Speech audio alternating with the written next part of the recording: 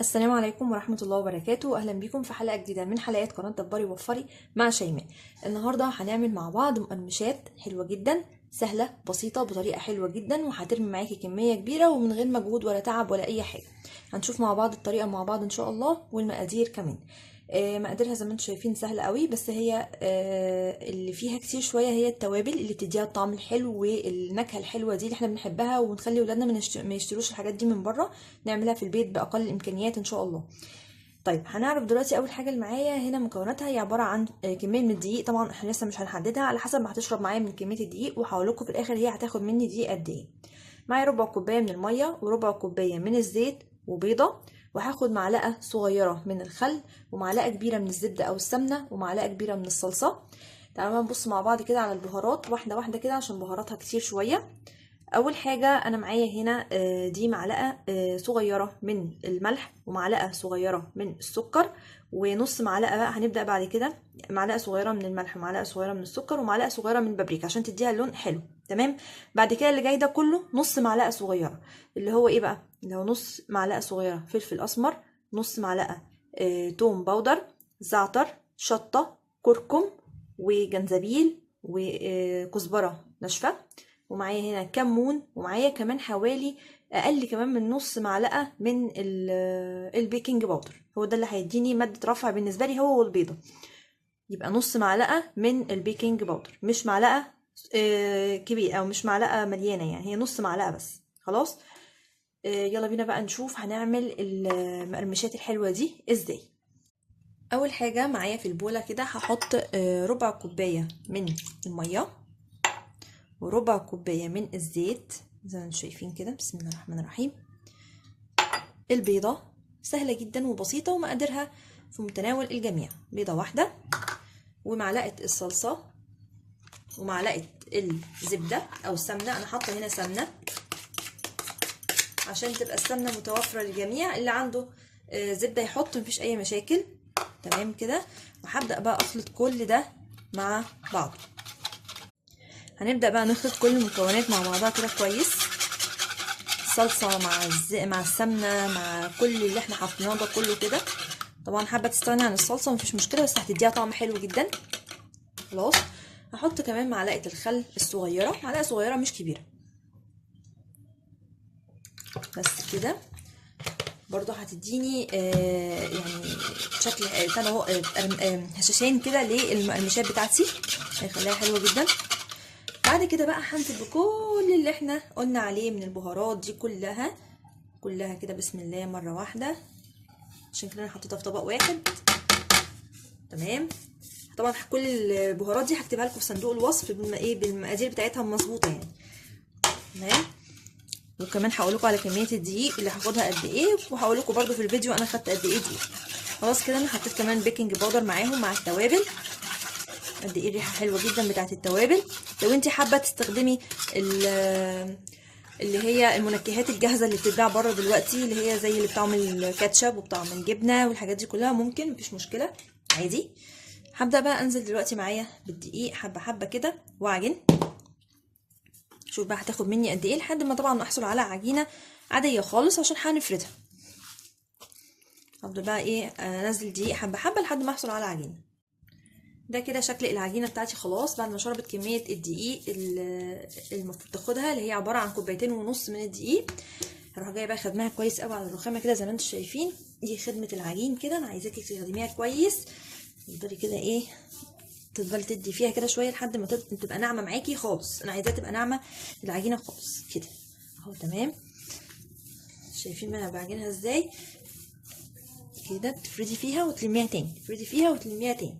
خلاص. هفضل اعمل بقى الحركه دي لحد ما تنعم معايا العجينه خالص كده. خلاص. بعد ما عجنت العجينه كده تمام وسبتها تستريح حوالي 5 دقايق بس، جبت دلوقتي ورق زبده اللي انتوا شايفين كده، حطيته تحت العجين عشان اعرف افرده. وكمان جبت يا اما ورقه زبده بقى تاني، يا اما تجيبي كيس. انا هنا جبت كيس وفتحته، كيس تلاجة كده فتحته. تمام. وهبدا بقى افرد معاكم كده العجينه دي على قد ما اقدر. عايزاها تبقى رفيعه، مش عايزاها تبقى سميكه. تمام كده اهو. شايفين العجين يعني اعملي فيها كده زي ما انت عايزه. طبعا ميزه ورق الزبده ان هو بيسهل عليا حركتها، يعني ممكن الفها شمال ويمين كده معايا بورقه زبده، وكمان هحطها في الصاج بورقه الزبده. خلاص يعني انا كمان هشيلها بحالها كده، هي دي هتسهل معايا حركه ورقه الزبده. ما عندكيش ورق زبده يبقى تعملي الحركه دي في قلب الصاج نفسه، اللي انا بعمله ده كله تعمليه في قلب الصاج. خلاص زي ما انتم شايفين كده اهو. هفضل بقى ايه افرد فيها على قد ما اقدر لحد ما احس ان سمكها خلاص بقى رفيع، وارجع معاكم تاني. زي ما انتم شايفين انا فردتها كده على قد ما اقدر بسمك يكون الى حد ما رفيع زي ما انتم شايفين، بس لسه هرفعها كمان تاني. انا حاسه ان العجينه كانت كبيره على الورقه، فانا هضطر ان انا ايه هشيل بقى الكيس بتاعي كده، وهشيل جزء كده من العجينه عشان ايه نخليه في صاج تاني. لما ده كبير يبقى ايه نقسمه على صاج تاني عشان ناخد راحتنا في الايه في الصاج بتاعنا. تمام. برضو هنا هقطع من هنا جزء كده. تمام. وبرضو من هنا كل ده عشان عايزه ارفع رفع يكون كويس عشان ما تبقاش سميكه معايا وما تبقاش مقرمشه. لما انت تخليها سميكه مش هتبقى مقرمشه معاكي. دي طبعا مش هتترمى، دي هتتفرد بنفس الطريقه وتتحط في صاج تاني. خلاص هسيبها بقى دلوقتي على جنب دي، ونشوف دي هنعمل فيها ايه. نفس القصه برضو هبدا احط الكيس وهكمل فردي ليها واسويها برضو، ونرجع بقى مع بعض ونشوف هنقطعها ازاي. كده خلاص فردتها زي ما انتم شايفين بسمك رفيع جدا زي ما انا كنت عايزه اهو. شايفين السمك رفيع جدا اهو، هو ده اللي انا عايزاه. معاكي بقى سكينه، معاكي اي حاجه، وابدأي بقى نقطع لشرايط رفيعه قوي، مش عايزاها تبقى ايه سميكه. السكينه او البتاعه بتاعت البيتزا، قطعه البيتزا دي هبدأ اقطع لشرايط كده، عشان كده قلت لكم هتسهل عليا جامد ورقه الزبده اللي انتوا حاطينها تحت دي. هقطع كده بالطول اهو. شايفين سهله قوي العمليه يا جماعه والله، ما تستصعبوهاش ولا هتشكلي ولا بدون طابع ولا اي حاجه. هتعملي احلى مقرمشات لولادك في ايام الامتحانات بقى بتاعتنا دي اللي جايه. الولاد بيحبوا بقى ايه ياكلوا حاجات كده، يقرمشوا حاجات وهم بيذاكروا، بدل ما نشتري لهم حاجات جاهزه لا اعملوا بقى الحاجات دي في البيت. بعد كده هنمشي بقى بالعرض كده، نفس القصه اللي احنا عملناها بس هنمشي بالعرض كده. تمام اهو.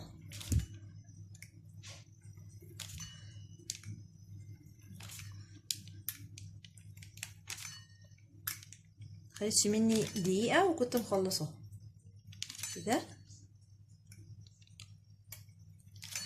خلصنا كده تقطيعها، يلا بينا بقى نشوف هنحطها ازاي في الصاج. بعد ما خلاص قطعناها هنروح شايلينها كده بحالها كده وحاطينها في قلب الصاج بتاعي اهو. الصاج كده شايفين بقى سهله ازاي، ولا هتقعدي بقى ترصي ولا هتقعدي تعملي، هتاخديها بورقتها بحالها كده تسوي، وهي لوحدها هتفرفط من نفسها. هي اصلا دلوقتي اوريدي خلاص هي يعني فرقت عن بعضها كده. تمام. هندخلها بقى دلوقتي الفرن على درجه حراره كام؟ على درجه حراره 160 او 150 علشان انا عايزاها تتحمص، مش عايزاها تستوي وخلاص. تحمص وتستوي على نار هاديه كده. هنشغلي فوق وتحت، لو عندك فوق وتحت شغلي ايه ما عندك تحت بس شغلي تحت الاول، وبعد كده شغلي الشوايه تاخد لون بس من فوق، بس على درجه 160 150. تمام. انا بقى هدخلها الفرن دلوقتي وهعمل الحته اللي فاضله بنفس الطريقه، ونرجع بقى في التقديم.